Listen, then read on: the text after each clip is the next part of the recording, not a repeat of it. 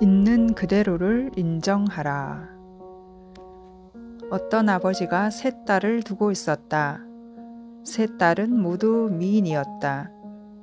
그러나 세 딸들은 모두 한 가지씩 단점을 가지고 있었다.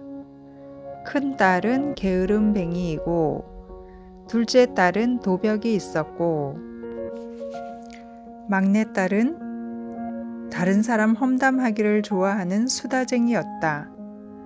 어느 한 사나이가 자기 아들에게 세 아들이 있으니 그 세 딸을 자기 아들의 신부로 달라고 말하였다. 아버지가 세 딸들에게 이런저런 결점이 있다고 말하자 그것은 걱정하지 말라면서 딸들이 행복하게 살 수 있게 해주겠다고 말하였다. 그래서 결혼을 시켜 시아버지가 된 사람은 게으름뱅이 큰딸에게는 많은 몸종을 두었으며 도벽이 있는 딸을 위해서는 큰 창고의 열쇠를 주며 무엇이든지 가지고 싶은 것이 있으면 가지라고 하였다. 세 번째 험담을 좋아하는 딸에게는 아침 일찍 그 딸을 일어나게 하여 오늘은 무언가 사람을 헐뜯을 일이 있느냐고 물어보았다. 어느 날 친정아버지가 딸들이 결혼 생활을 잘 하는지 궁금하여 딸들을 보러 갔다. 큰 딸은 원하는 만큼 마음껏 게으름을 피우고 살 수 있어서 좋다고 하였다. 둘째 딸은 물건을 가지고 싶을 때 마음대로 가질 수 있어서 좋다고 하였다. 그런데 막내 딸은 시아버지가 남녀 관계를 몰아세우므로 괴롭다고 하였다. 그러나 막내 딸의 말은 믿지 않았다. 왜냐하면 셋째 딸은 시아버지도 헐뜯고 있었기 때문이다.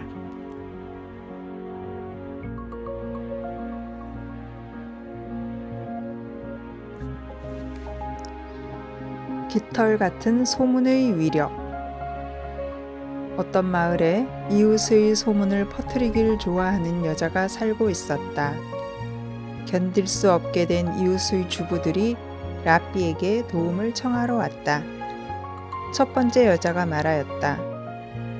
그 여자는 말입니다. 나에 대해서 빵 대신 늘 과자만 먹는다고 말하고 있어요. 난 과자를 좋아한다고 말했을 뿐 아침, 점심, 저녁 매일 식사 대신 과자를 먹는다고 말한 적이 없어요. 그런데 그 여자는 사람들한테마다 그런 이야기를 하고 있어요. 또 다른 여자가 이렇게 호소하였다. 그 여자는 말입니다. 내가 아침부터 남편이 출근을 하면서 낮잠을 잔다고 말하고 다녀요. 또 한 여자가 하소연을 하였다. 그 말 많은 여자는 나를 만날 때마다 참 아름답다고 말하고 남편한테는 나이에 어울리지 않게 젊어 보이려고 화장을 지나치게 한다고 소문을 내고 있습니다. 라삐는 한 사람 한 사람의 얘기를 들은 다음 여자들이 돌아가자 사람을 보내어 소문을 퍼뜨리는 여자를 불러오도록 하였다. 당신은 어째서 이웃 여자들에 대해 여러 가지 말을 꾸며 소문을 내고 다닙니까?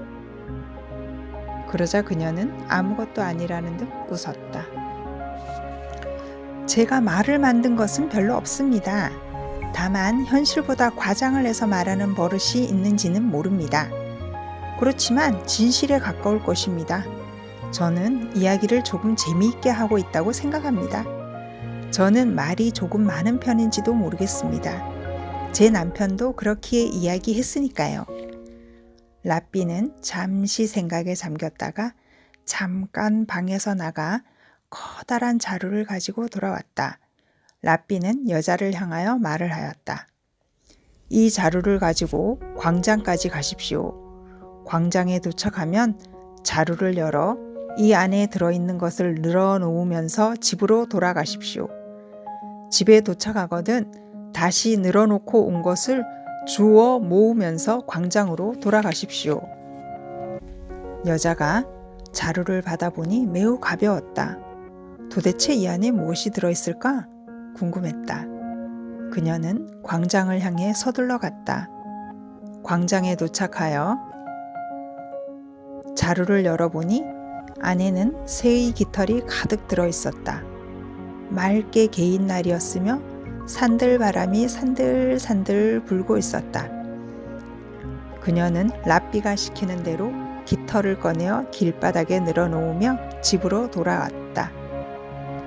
집에 도착하자 자루는 비어 있었다. 이번에는 빈 자루를 들고 집을 나가 길바닥에 늘어놓은 깃털을 주우면서 광장에 가려고 하였다. 그러나 깃털은 바람에 날려 이곳저곳으로 날아갔다. 그녀는 랍비한테로 돌아와 말씀대로 깃털을 늘어놓았지만 몇 장밖에 주워 모을 수가 없었다고 하였다. 그럴 겁니다. 소문이란 그 자루 속에 있는 깃털과 같은 것입니다. 일단 입에서 나가버리면 다시 찾을 수가 없지요. 랍비의 기지로 여자의 수다쟁이 버릇은 고쳐졌다. 생명을 뜻하는 무덤. 아버지와 아들은 사막을 여행 중이었다. 아이고 아버지, 더 이상 못 걷겠어요. 저는 돌아가고 싶어요. 목도 마르고 다리도 아프고.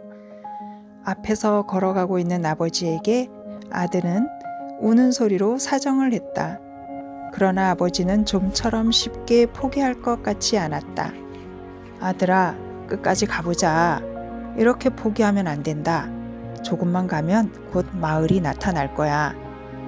아버지는 아들을 포기하지 말라고 격려하며 계속 걸어갔다. 가지고 있던 물도 다 떨어져서 아들에게는 참기 힘든 여행이었다.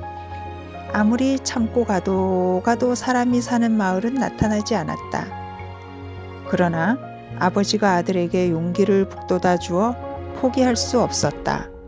아버지와 아들은 쉬지 않고 계속 걸어갔다. 그런데 얼마 가지 않아 무덤이 나왔다. 무덤을 본 아버지는 너무 기뻐서 이렇게 말씀하셨다. 아들아, 조금만 힘을 내라.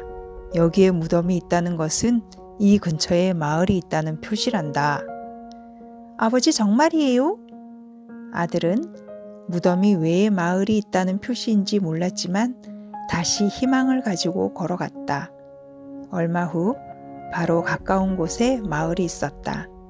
아버지와 아들은 그 마을에서 물도 마시고 편히 쉴 수가 있었다. 사막에서는 마을 어귀에 묘지를 만들어 놓았다. 그래서 사막을 여행하는 사람들에게 묘지가 있다는 것은 마을이 가까이 있다는 표시가 되었다. 유대인들에게도 무덤은 죽음을 상징하지는 않았다. 오히려 생명을 뜻하였다. 인생을 잘 사는 비결. 장사꾼이 거리를 걷고 있었다. 그는 큰 소리로 이렇게 외치고 다녔다. 인생을 참답게 사는 비결을 살 사람 없습니까? 온 동네 사람들이 인생의 비결을 사려고 모여들었다. 그 중에는 랍비도 있었다. 모두 모여들어 서로 내가 사겠다 하고 나섰다. 장사꾼은 말했다. 인생을 참답게 사는 비결이란 자기 혀를 조심해서 쓰는 것이오. 라고 말했다.